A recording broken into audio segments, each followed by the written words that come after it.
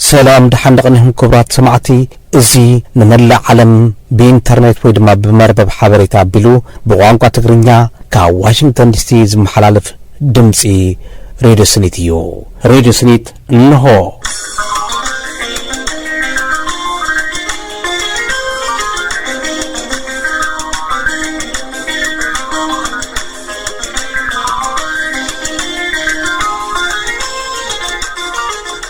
راديو سنيت نمركب راديو سنيت اتي يهوداتكن حبريتا مهاب يكاليو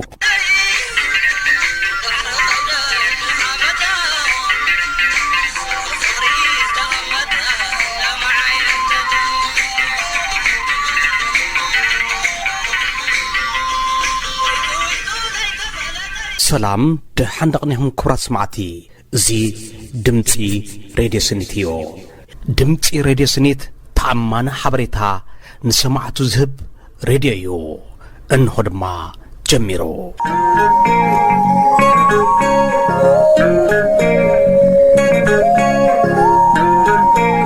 سلام دحندقنهم كبرات سمعت ناي لوم سمون مدلاو راديو سنيت كنال عليكم بغدامنت زينا قربيو دحر زينا عزرة حزبتات إثيوبيان إرتران أبزري عرق سلام بزبل رس استدالو كاب استفلالي صحوات زرخبنايو كنا قربينا دهساس كنات بادم بزملكتون قدمي 10 عامتات بدمص ويان تግራይ ዝነበረ ኩነታት ቁርብ ክንተናኽፊና ግጥምውን ክልወናዩ ክሳብ መወዳእታ ሓቢርኩም ጽንሕ ናይዚ መደብ ኣዳለና ቀራብን ሃብቶም ተኽላይ ሓቢርኩም ናጽንሑ ፈለማ ዜና እንሆ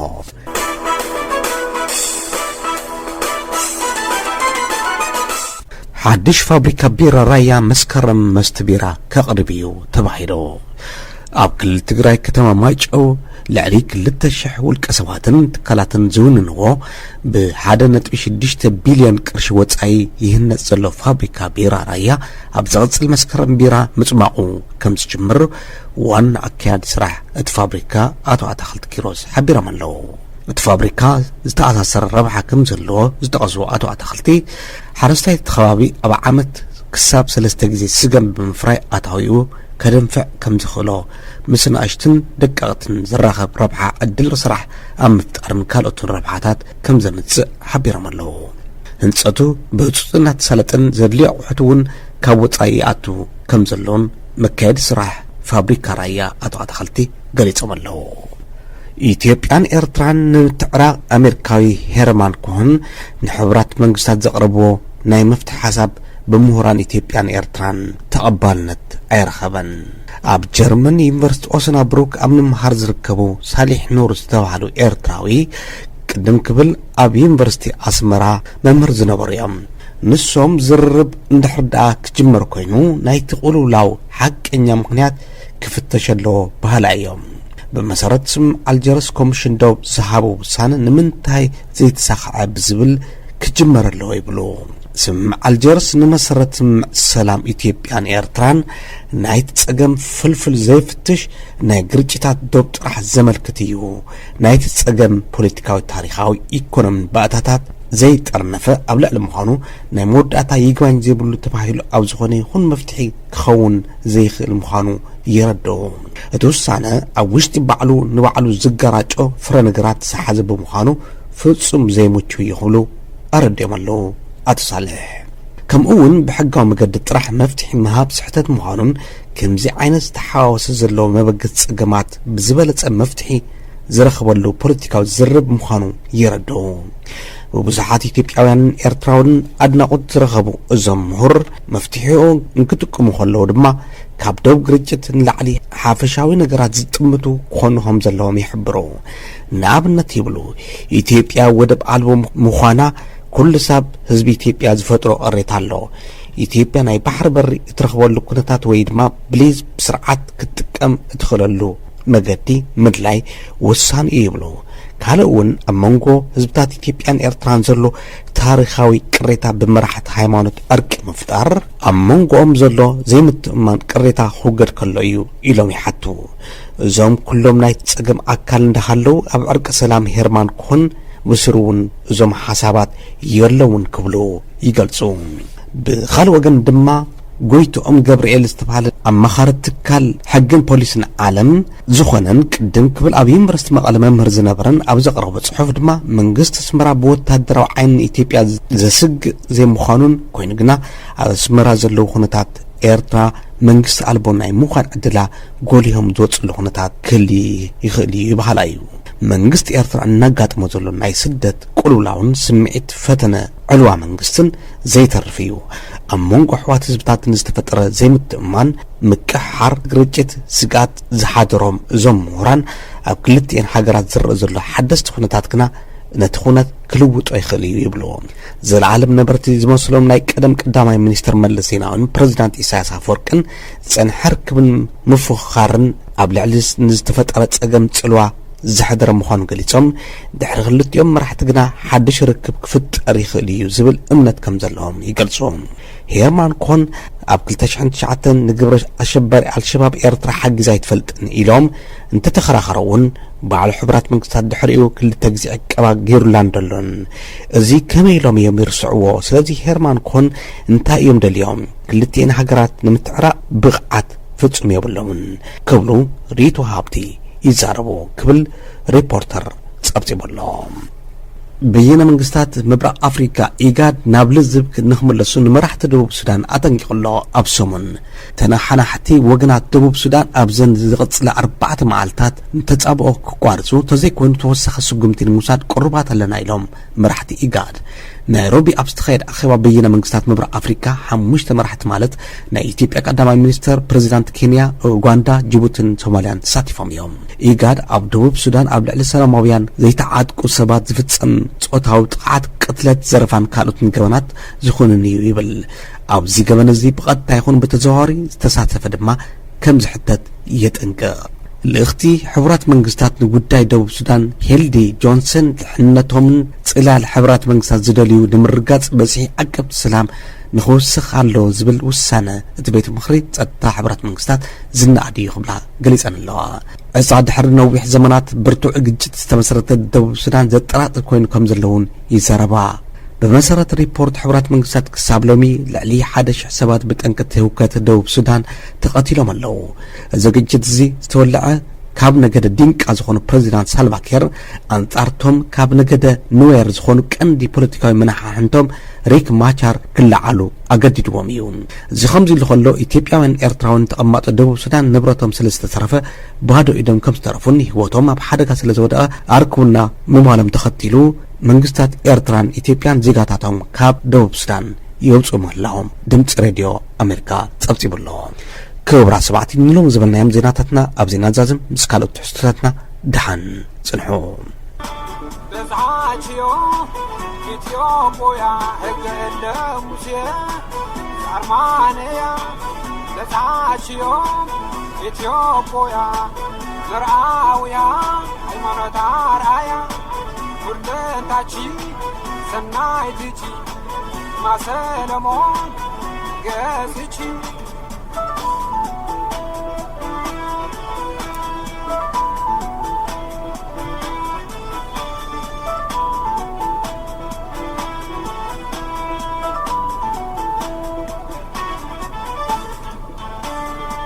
ድንግል ኦርያ አይጋራ አይዱጉኒ ካልነገራ ዓለም አዳም ልንተክበራ ርትዕትና አውደ ፍቅራ ርትዕምና አልበዲቦራ ርትዕምና አልበዲቦራ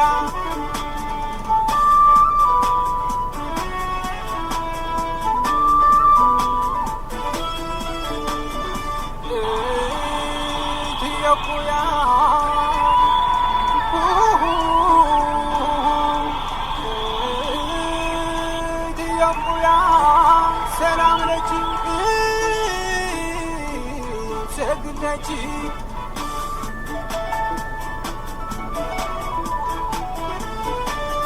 መዝሙሮ ያሬድ ተሃለወቺ ዘእይማስን ህገዚአቺ ኩሉ አካሰት በእድያሃ እማመ እዮ ሶብያሃ بدم أملاك تكبد بيها بدم أملاك تكبد بيها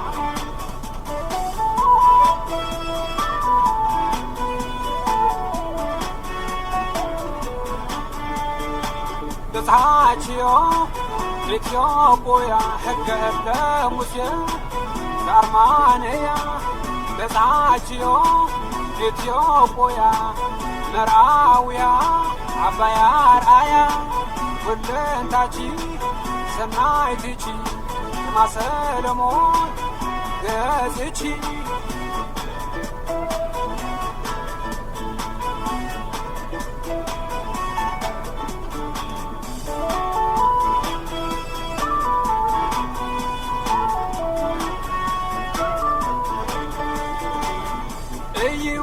أنا انفقادتي إثيوبيا أمي زعفر بوتي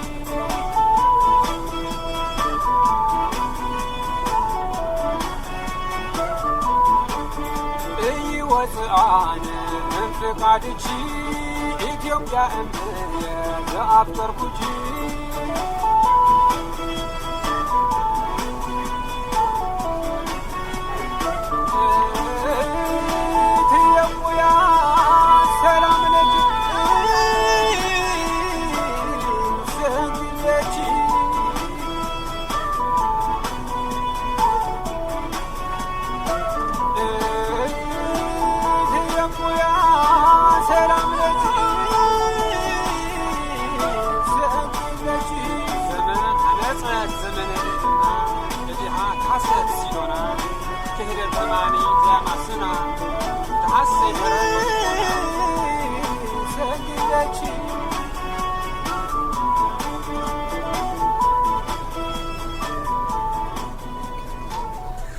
ፀሐይ ክንፈ ብግዝ ቋንቋ ሰላም ለቺ ኢትዮጵያ ይሉ ዝተጻውቶ ይነሮ ይغنيና አዛራ ኢትዮጵያን ኤርትራን ካብ ዓይንያ ዝገለለስ ካብ ልብ ገለለስ ባህል ቢር ኣሎ ኢትዮጵያን ኤርትራን ካብ ዓይኒ ካብ ዝግለላ ለ10 ዓመት ኣውጢረን ህዝብታት ኢትዮጵያን ኤርትራን ውን ብዛዕባ ካብ ልብ ምርሓቅናን ምቁራጽናን እርግጸኛ ይኮንኩን እንት ካብ ዓይኒ ግና እንታይ ቀሪና ኬርና ተርሓሓና ኣብ ሓደ መዋዕለ ህዝብታት ኢትዮጵያን ኤርትራን ሓደ ሃገር ነይረን እዞም ህዝብታት ሕማቕ ይጸብቕ ብሓባር ነይሮም ኣብ ከይዲ ህዝብታት ኤርትራ ትበሃል ሃገር ክትህልወና ይግባ ኢሎም ኣብቲ እዋን ዝነበሩ መንግስታት ኢትዮጵያ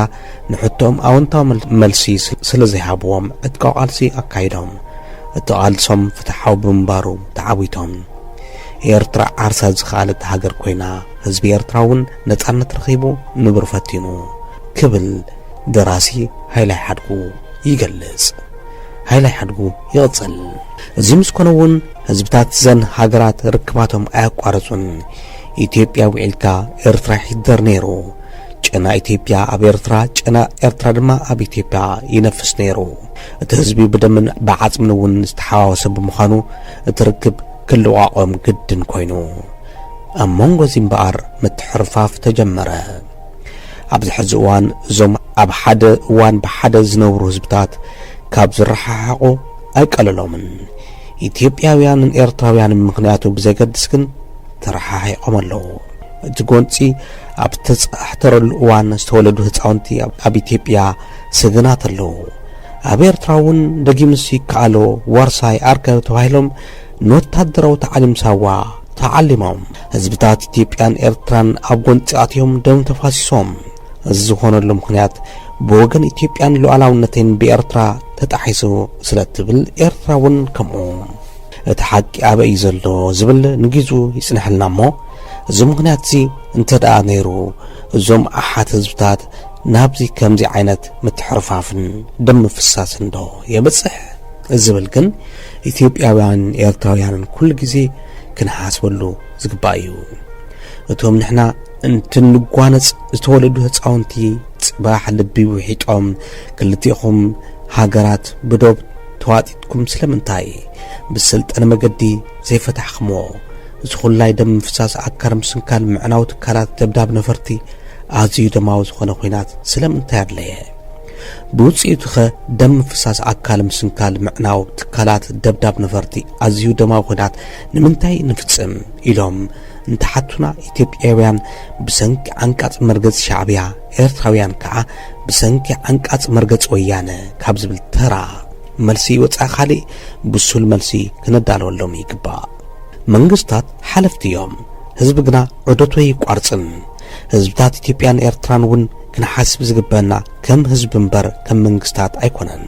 መንግስታት ብስሕተት ኾነ ብፍልጠት ክጋገዩ ይኽእሉ እዮም፣ ህዝብታት ግና ክጋገዩ ኣይግባእን። ህዝብታት ምስ ተጋገየ መንግስቶም ኣይወገኑን፣ እኳ ደኣስ ንዝተጋገየ መንግስቶም ኣይፋልካን ይብልዎ። መንግስታት ዝመለኹ እንተመለኹ ዝመረረ እንተመረረ ዝኾነ ዓይነት ወፅዓ ሽሕ ግዜ እንተብጽሑ ብህዝባዊ ቃልሲ ተሰዓርቲ እዮም። ነዚ ድማ ህዝብታት ኢትዮጵያን ኤርትራን ብተግባር ይፈልጥዎ እዮም። ሕዚ እውን መንግስታት ሓለፍቲ እዮም፣ ህዝብታት ግና ኣብ ሓደ መዋዕል ጥራሕ ዝረኣዩ እንተይኮነስ ዘይቋረጽ ዑደት ዘለዎም እዩ እሞ ኣብ ጎኒ ጎንፂ ኢትዮጵያን ኤርትራን ካብ ትኽልቲኦም መንግስታት ዝብልዎ ቁሩብ ፈንተቲልና ክልቴና ህዝብታት ክንዝትየሎምን ክንዕምቆምን ክንመሃረሎምን ዝግቡና ሓቅታት ኣለዎ። ከምቲ ዝፍለጥ ኤርትራ ነጻነታ ምስ ኣረጋገጸት ኢትዮጵያን ኤርትራን ክልተ ነገራት ስለ ዝኾና ክልተ ካረንሲ ክህልው ግድን ኮይኑ ምስ ተዛሚዱ ዝተፈጠረ ንቓዕ ይህሉ ዶ እንተደኣ ሃልዩ ኸመይ እዚ ዛዕባኸ ንጎንፂ ዝዕድም ዶ ነይሩ ይኸውን? እዘን ክልተ ሃገራት ካብ ኮና ክልተ ፖሊሲ ክህልወን ግድን እዩ። ግን ኣየናይ ፖሊሲ እዩ ንጎንፂ ዝዕድም ክንብል ይግባና ክልቴና ህዝብታት። ካብ ብተወሳኺ ኢትዮጵያን ኤርትራን ብሓባር ኣብ ዝነበራሉ እዋን ብሓደ ዓይነት ካረንሲ እናሰርሓ ጸኒሐን። ኤርትራ ናጽ ሃገር ምስ ኮነት ብክልተ ካረንሲ ማለት ብብርን ናቕፋን ክሰርሓ ተገዲደን። ነዚ ስዒቡ ብናይ ወጻኢ ካረንሲ ብኤልስን ሓቢርካ ናይ ምስራሕ ስትራቴጂን ክልቴን ሃገራት ክሕንጽጻ ግድን ኮይኑ እሞ ኣብዚ መዳይ ምናልባት ምጉናጽ ስትራቴጂ ዶ ኣጋጢሙ ይኸውን? ብሓፈሻ ምስ ናይ ክልቴን ሃገራት ከይዲ ፖሊሲ ዝሰዓቦ ጎንጽ ዶ ይኸውን? ድሓ ብደው ተሰሒቡ ናብ ክልቴን ህዝብታት ንፈልጦ መዘዝ ተበፂሑ ኢልና ክልቴን ህዝብታት ነቲ ሕሉፍ ክንምርምሮ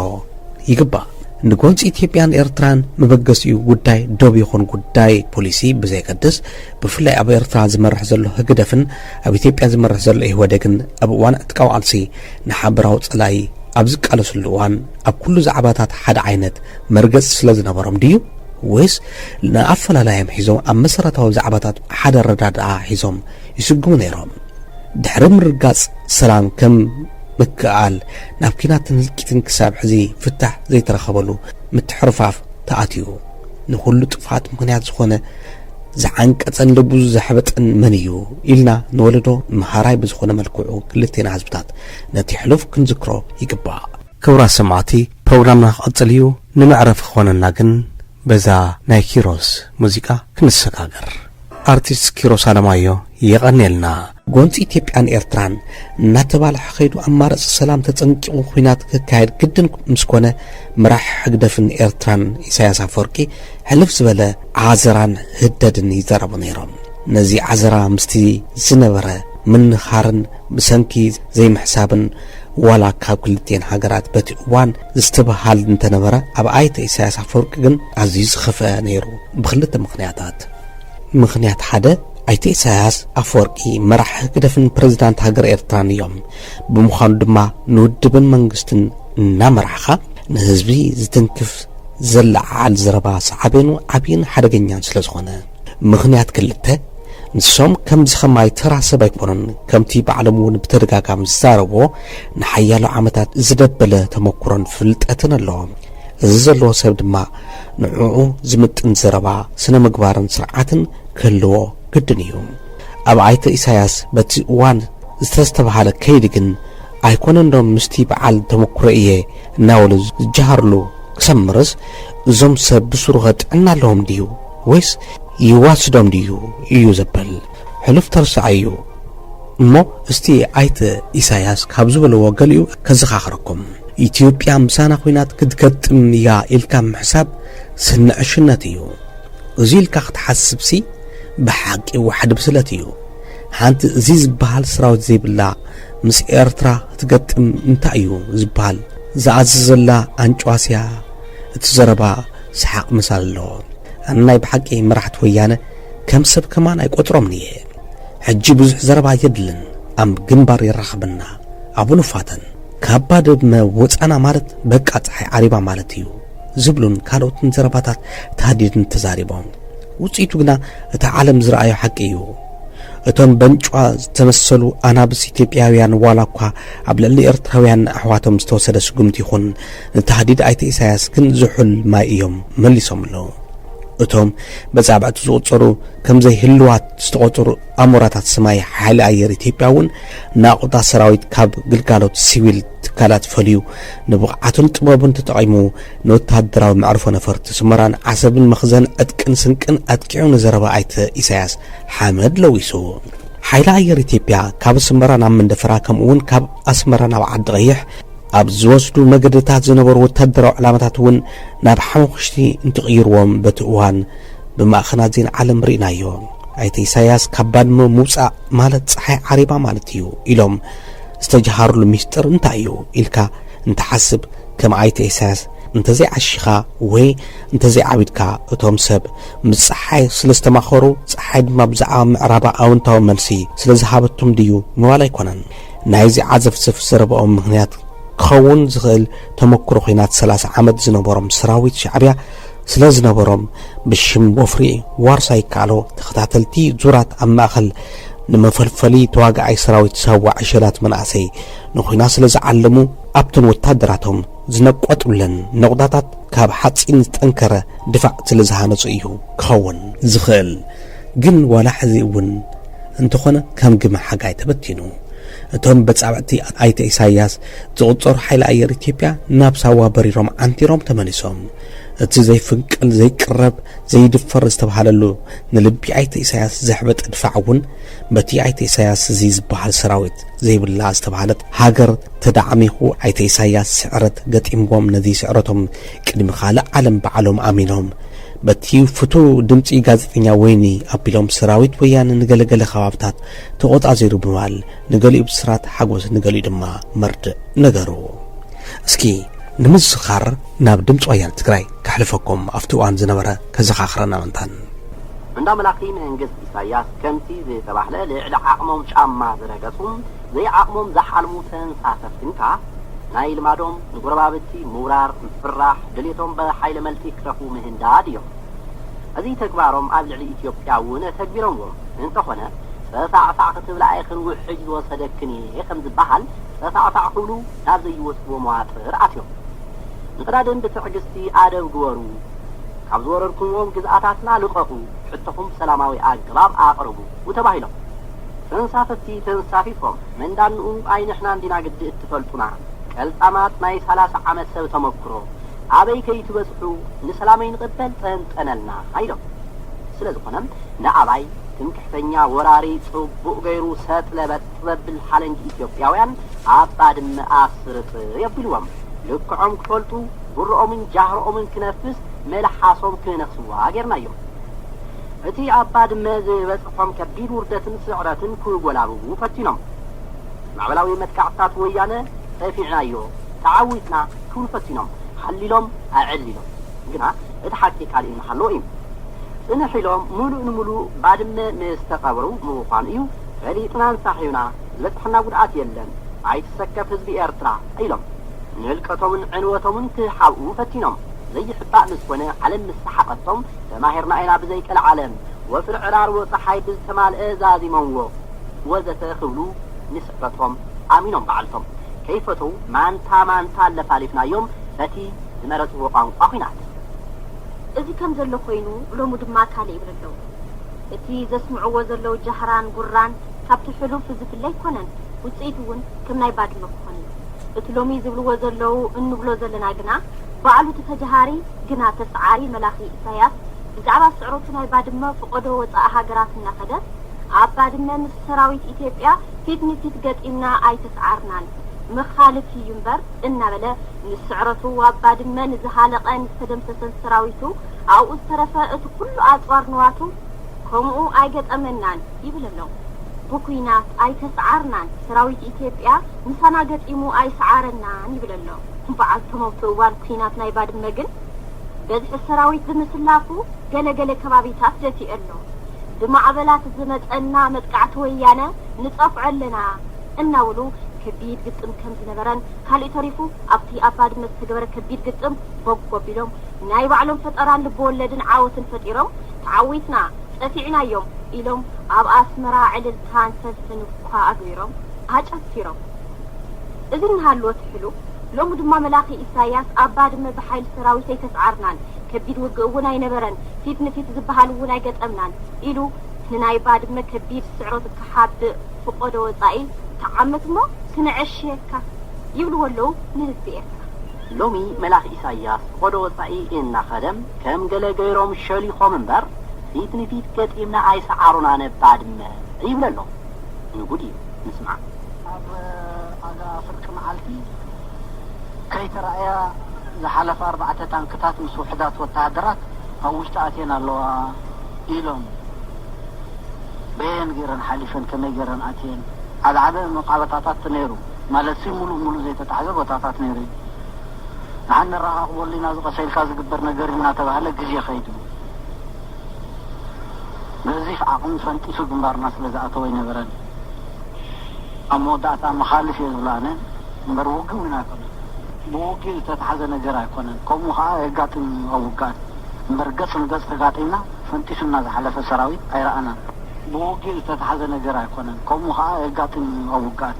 نبر قصن قص تقاتينا فانتيسو ناز حلف السراوي أي رأنا بوقي تتحزن نقرا يكونا كومو ها يقاتل أوقات نبر قصن قص تقاتينا فانتيسو ناز حلف السراوي أي رأنا عباد ما حامد في الشعوم الناقلابتنا يوم النحلنا 4 تانكتات بيكوناس بس سراوي تسلفهم جوفي أمنا عبدنا يلوم معالتي بكايد زرلو وقدم ألاقي بزح سراوي بمثل لافو عبدنا جلب وطاسات جفي الله ألاقي بزح سراوي بمثل لافو عبدنا جلب وطاسات جفي الله عباد ما تقوينا تابستا قبرو لقزيشي نفسها تتعاسر له تخيل نقرأ يكون أنها بحق خبضها حر نقرأ كل دقيقة ندحري تتكيد كلها يحزن الكاي قال خفيف جنز قال صدر له قال مجلس يبدو زرعت خلنا يلو أولو على فلطة بزح نقر يولون تزاروا اللون من مجلس زنات دكان تزي كوينو بزح تمهاني يلو تخيل نقرأ يكون أنها بحق خبضها حر نقرأ يا لو يزل هذا اللغة قال بوتحاسبنا والكوان جن كومين نسارو بومينا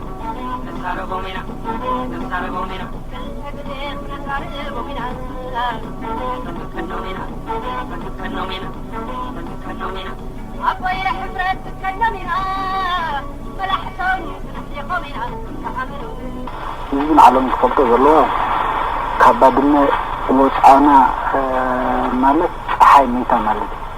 حي سدعي بتورقنا مالك خبادنا الحاب قبل وتاجر الحاب بعض تحت الخنا يهم كناسات كل مثلا نجر كفيش تنيلكا محلام ويزك على مثلا نترف محساب إذا عوام صحابي زي صحابي تبع القطاع كا تحت الخنا يهم كناسات كحلمي كتجارين زي نجر الخنا أقول لمدانا قوي قرر حساب زي كوينين زي شبوت حستو الله بعد هاي كات ኣብቲዋን ናይ ኤርትራ ወፃኢ ጉዳይ ሚኒስተር ዝነበሩ ኣብ ዝዋን እዚ ድማ ንኤርትራ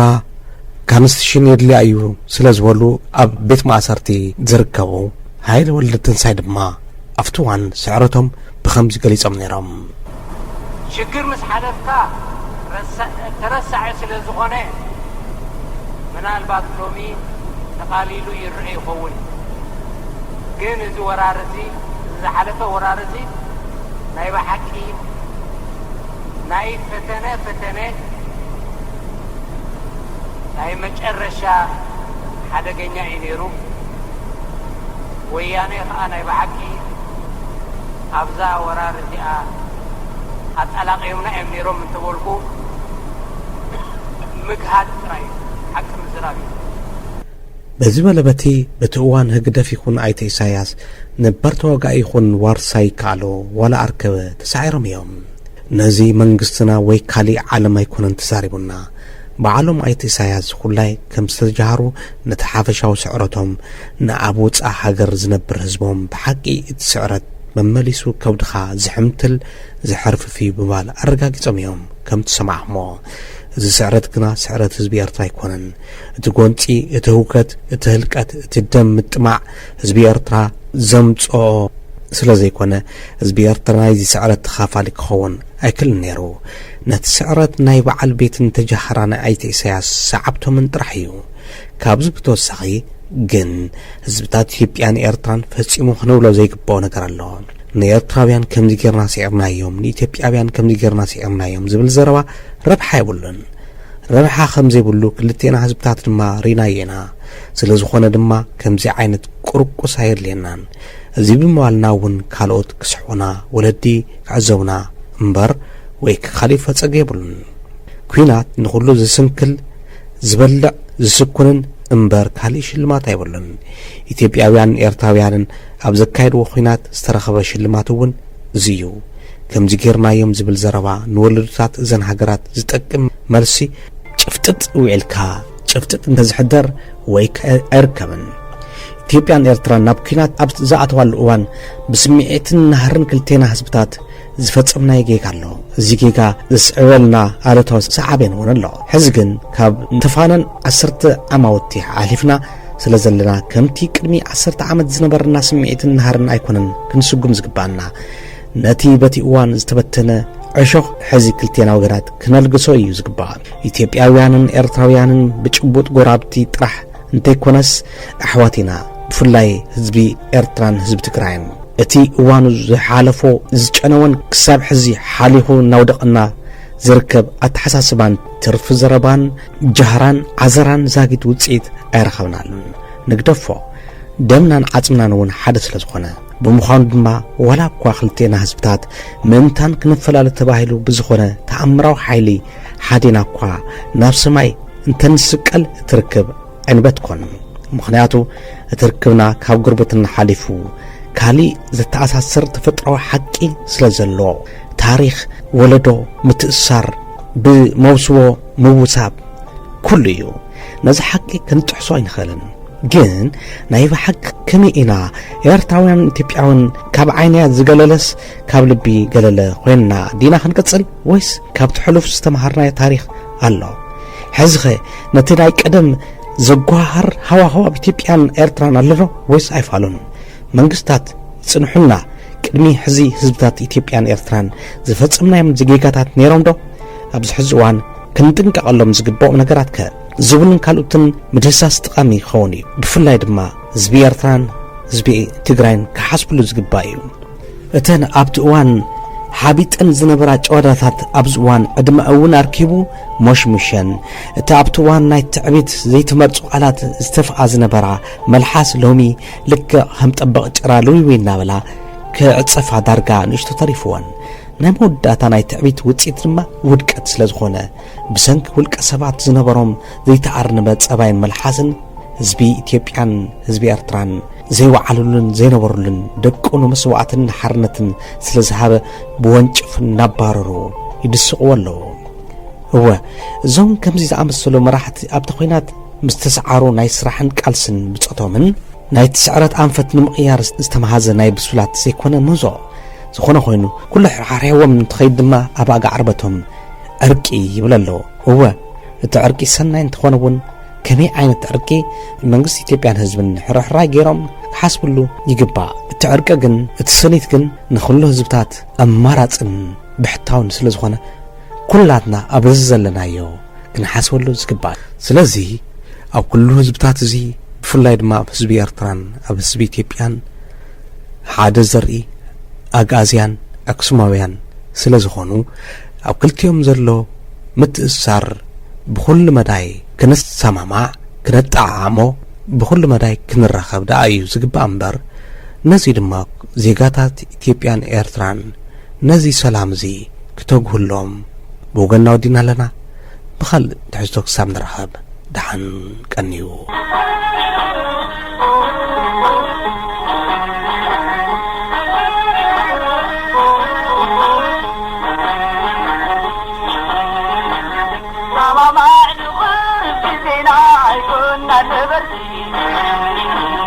وسينا أيلا ما صباح الحامد بليتي سما معني غرب زينا كنا نبرتي ودينا عينا مع صباح الحامد بليتي فاقرنا نبرتي عبيرنا نزتي على طيب كيوب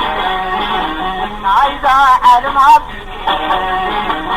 على طيب كيوب عايزة عالم عبدي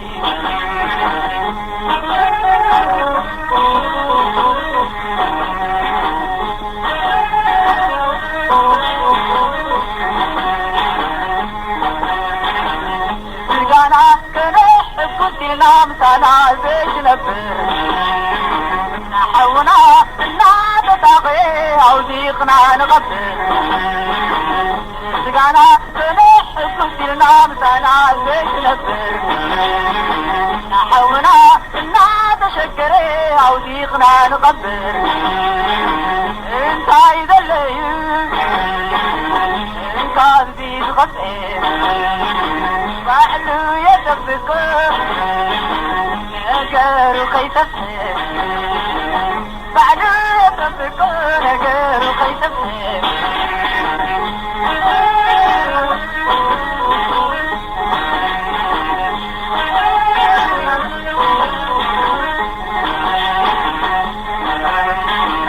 نحاونا نرداد رزازم نغنغبر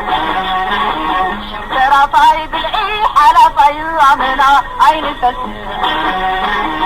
نحاونا نرداد رزازم نغنغبر شمترا طايب العيح على طيامنا عين التسير سرقانا تبيحون ملكعنا تغيحين موتال زيت الريح عطيت بسنحين موتال زيت الريح عطيت بسنحين